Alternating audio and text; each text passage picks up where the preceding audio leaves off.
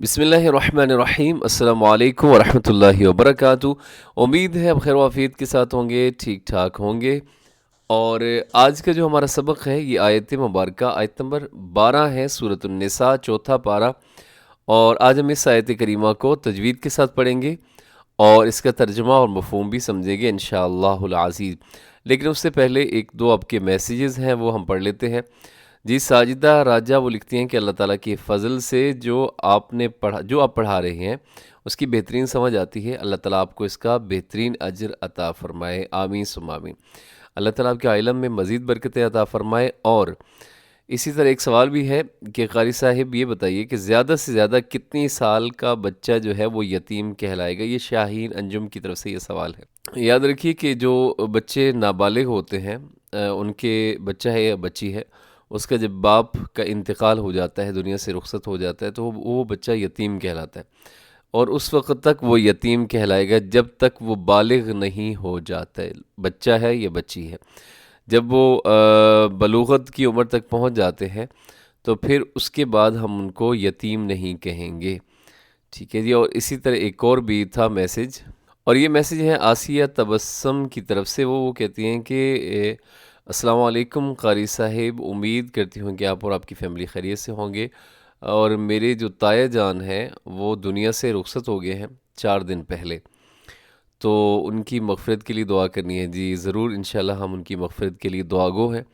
اللہ تعالیٰ ان کے لیے آنے والی منازل کو آسان فرمائے، اللہ تعالیٰ ان کی مغفرت فرمائے، ان کی درجات کو اللہ تعالیٰ بلند فرمائے۔ جی محمد اکبر بھائی وہ لکھتے ہیں کہ قاری صاحب آپ ڈیلی سبق اپلوڈ کیا کریں، کافی دن ہو جاتے ہیں سبق اپلوڈ نہیں ہوتا یوٹیوب چینل میں، تو آپ کے سبق کا ویٹ کر رہا ہوتا ہوں۔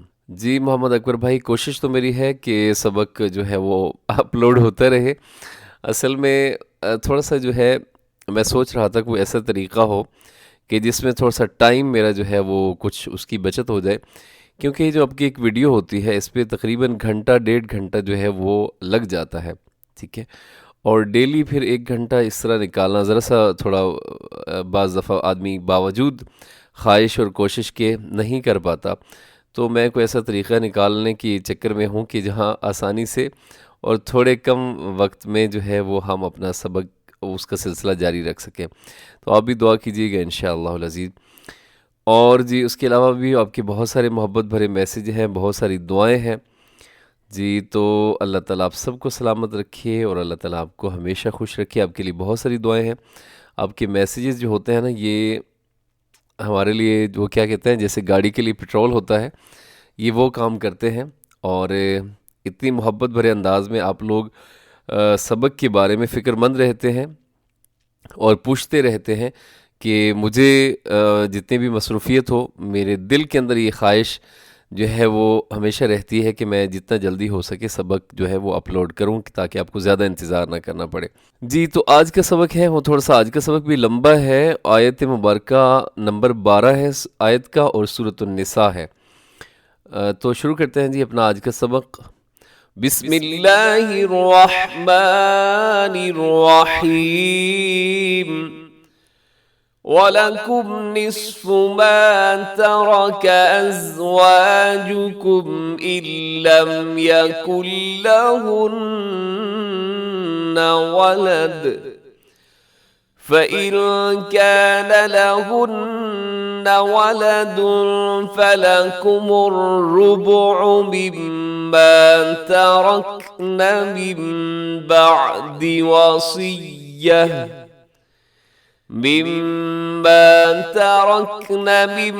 بَعْدِ وصية يوصين بها أو دين۔ جی اب اس آیت مبارکہ کی آپ تجوید دیکھیے گا۔ سب سے پہلے وَلَكُمْ نِصْفُ مَا تَرَكَ، یہاں پہ نصف میں حرف صاد اسے موٹا رکھیے گا، اسے باریک نہ کیجیے گا۔ اور آگے مَا تَرَكَ، یہاں را جو ہے یہ موٹی ہے کیونکہ را کے اوپر حرکت ہے، باقی تا بھی باریک ہے اور کاف بھی باریک ہے۔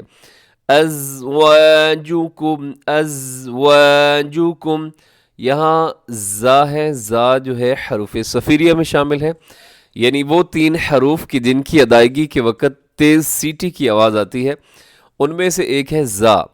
باقی کون کون سے ہیں یہ آپ نے بتانے ہیں۔ ازواجکم ان لم یکن لہن ولد، ان لم، یہاں نون ساکن کے بعد لام، تو یہاں ہوگا ادغام بغیر گھننے کے۔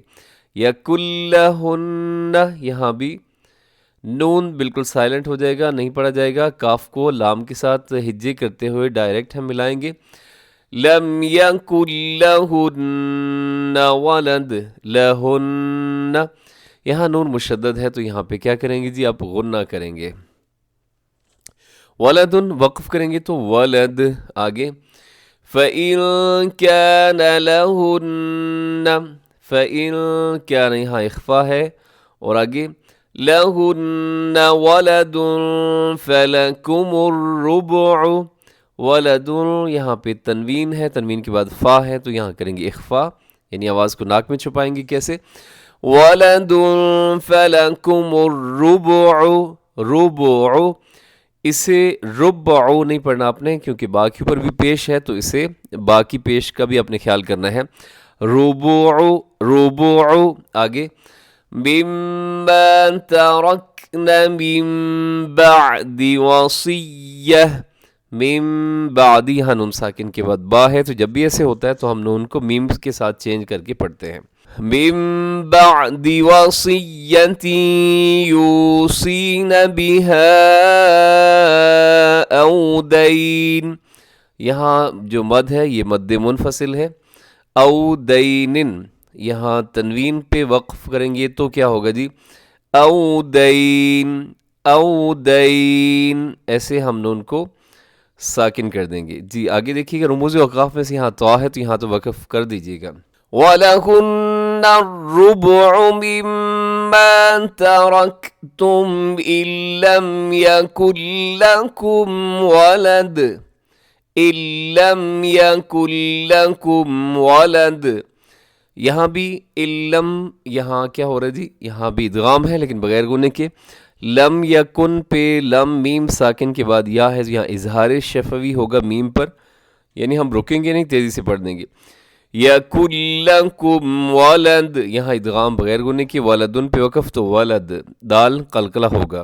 فَإِن كَانَ لَكُمْ وَلَدٌ فَلَهُنَّ الثُّمُنُ مِمَّا تَرَكْتُم مِّن بَعْدِ وَصِيَّةٍ، ترکتم، یہاں میم ساکن ہے، میم ساکن کے بعد پھر میم آ گیا، مما ترکتم من بعد وصیہ، یہاں پہ دیکھیے گا مما، یہاں میم مشدد پہ غنہ ہوگا، اور ترکتم را پر رکھیے گا، باقی جو ہے حرف اس کے اندر باریک ہے۔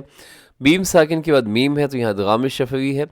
ترکتم من بعد وصیۃ توصون بها او دین، یہاں مد ہے جو کہ چھوٹی مد، مد منفصل۔ آگے دیکھیے گا، وَإِن كَانَ رَجُلٌ يُورَثُ كَلَالَةً أَوْ امْرَأَةٌ وَلَهُ أَخٌ أَوْ أُخْتٌ فَلِكُلِّ وَاحِدٍ مِّنْهُمَا السُّدُسُ، جی اس کی تجوید دیکھیے گا، سب سے پہلے یہاں پہ اخفا ہے، وَإِن كَانَ، اور رجل یورث، یہاں ادغام ہے غنے کے ساتھ، رجل یورث کلالۃ او امرأۃ، کلالۃ پہ اظہار حلقی ہے تنوین کے بعد حمزہ کی وجہ سے، اور او امرأۃ ولہ اخ، یہاں پہ ہے ادغام، او امرأۃ ولہ، او امرأة وله اخ او اخت فلكل واحد، اخ پہ ہے اظہار حلقی، اور او اخت فلكل یہاں پہ اخفا، فلكل واحد منهما السدس، واحد پہ تنوین کے بعد میم ہے تو یہاں ہوگا ادغام، منہما میں اظہار حلقی، सुदुस वक्फ करेंगे तो सुदुस, सुदुस ऐसे हो जाएगा। आगे देखिएगा फ़इन कानू अक्सर मिन ज़ालिक फ़हुम शुरकाउ फ़िस्सुलुसी। जी यहाँ पे फ़इन कानू पे भी मद जो है वो भी मद्दे मुनफसिल है। अक्सरा में रा पर रखिएगा और मिन ज़ालिक में इख्फा है। फ़हुम शुरकाउ यहाँ मद्दे मुत्तसिल वाजिब।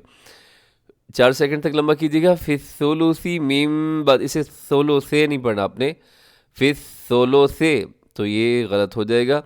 फिस्सुलुसी, फिस्सुलुसी मिन बअदि वसिय्यतिन यूसा बिहा औ दैनिन गैर मुदार। जी वसिय्यति यूसा, यहाँ भी इदगाम है और यूसा, यूसा लंबा करके ज़रा पढ़िएगा इसे। बिहा औदैनिन, औदैनिन पे के ऊपर जो रमूज़ औक़ाफ़ में से लाम अलिफ ला लिखा हुआ तो यहाँ वक़्फ़ ना कीजिएगा। औदैनिन के नीचे तनवीन है, तनवीन के बाद हरूफ़ हलक़ी, गैन आ गया तो यहाँ भी ज़ार हलक़ी होगा। औदैनिन गैर, गैर मुदार, गैर मुदार। यहाँ वक्फ करेंगे और आखिर में रा को साकिन करेंगे, लेकिन मजबूती के साथ आप रुकेंगे यहाँ पे क्योंकि रा के ऊपर तशदीद है। आगे देखिएगा वसिय्यतम मिनल्लाह, वसिय्यतन पे तनवीन के बाद मीम इदगाम और लफ्ज़ अल्लाह पर पढ़िएगा। वल्लाहु अलीमुन हलीम। जी अब इस आयत मुबारका की आप ट्रांसलेशन देखिएगा, तर्जुमा देख लीजिएगा।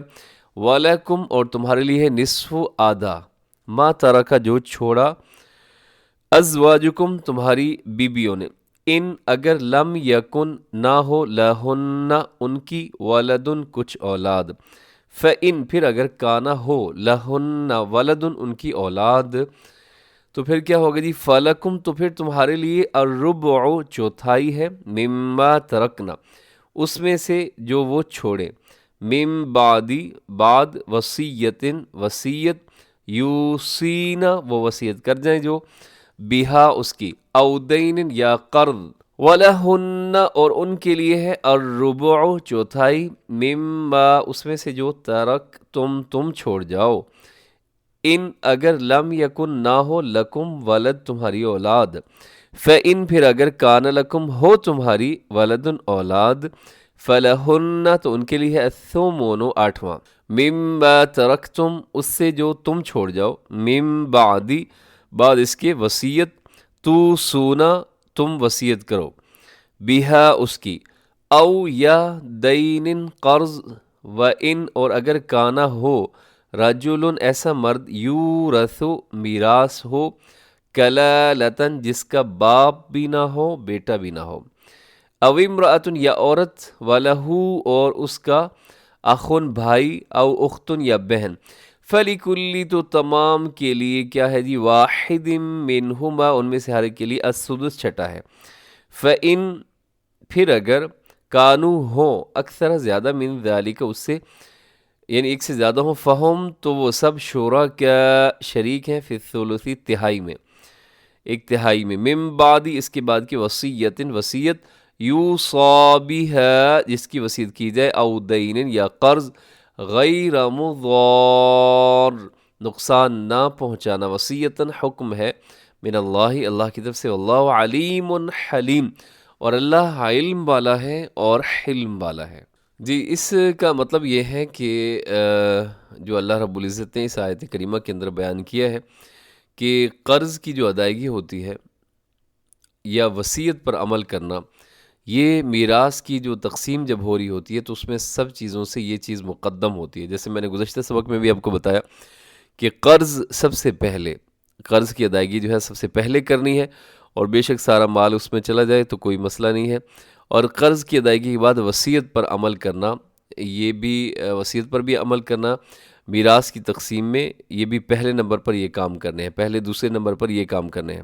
لیکن اس میں ایک چیز کا خیال رکھیے کہ جو دنیا سے رخصت ہونے والا بندہ ہے وہ کوئی ایسا کام اسے نہیں کرنا چاہیے کہ جس کا مقصد یہ ہو کہ اپنے جو جائز و رسا ہے اس کو کوئی نقصان پہنچایا جائے۔ مثلا کوئی شخص اپنے وارثوں کو محروم کر دے کرنے یا ان کا حصہ کم کرنے کی خاطر اپنے کسی دوست کے لیے وصیت کر دے یا اس کے حق میں قرضے کا جھوٹ اقرار کر لے، اور مقصد یہ ہو کہ اس کا پورا ترکہ یا اس کا کافی حصہ اس کے پاس چلا جائے اور وہ رسا کو کچھ نہ ملے یا بہت کم ملے، تو یہ ایسی حرکت کرنا جو ہے یہ بالکل ناجائز ہے۔ اسی شریعت نے ایک قاعدہ جو مقرر کر دیا کہ جو وارث ہوتے ہیں، وارث کے لیے کسی قسم کی کوئی وصیت نہیں ہو سکتی، ان کے لیے تو شریعت نے ایک حصہ رکھا ہے تو ان کے لیے وصیت نہیں ہو سکتی۔ ہاں جو غیر وارث ہوتے ہیں اس کے حق میں 1/3 سے زیادہ کی وصیت نہیں کی جا سکتی۔ امید ہے جی آپ کو یہ ذرا باتیں سمجھ آ گئی ہوں گی، ذرا مشکل باتیں ہیں تو، لیکن آپ سمجھدار لوگ ہیں انشاءاللہ العزیز، اس کو 2-3 دفعہ آپ اگر پڑھیں گے تو آپ کو سمجھ آ جائے گی انشاءاللہ العزیز۔ تو اس کے ساتھ ہی ہمارا آج کا سبق مکمل ہوا۔ دعا میں یاد رکھیے، ہمیشہ خوش رہیں۔ السلام علیکم ورحمۃ اللہ وبرکاتہ۔